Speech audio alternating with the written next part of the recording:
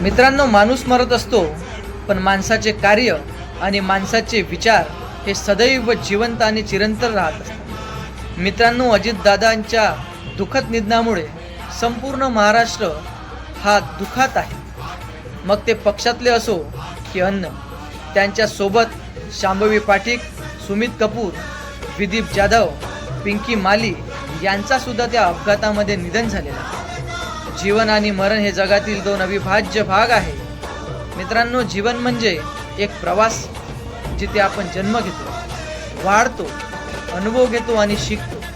मरण हे त्या प्रवासाचा शेवट आहे, पण ते जीवनाच्या साखळीचाच एक भाग आहे.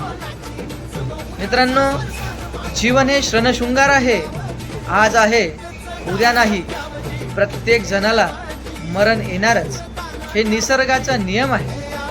जीवनाचे खरे सत्य हे आहे की आपण कसे जगतो.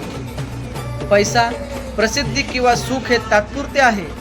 खरी खुशी मिळते प्रेम, मदत आणि सकारात्मक विचारांमधून. मरणाच्या विचाराने घाबरू नये, उलट त्याने जीवन अधिक मूल्यवान वाटते. मित्रांनो, विज्ञान सांगते की मरण हे शरीराच्या प्रक्रियाचा शेवट आहे.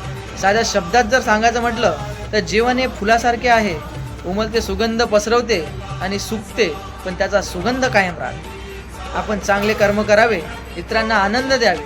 मरण येईल तेव्हा येईल, पण जीवनात सत्य हे आहे की वेळ वाया घालू नये. प्रत्येक क्षण जगावा, हसावा आणि प्रेम करावा. हे सत्य समजले की जीवन सुंदर होते. अपघातामध्ये मृत्युमुखी झालेल्या सर्वांना भावपूर्वक श्रद्धांजली. जय हिंद, जय महाराष्ट्र.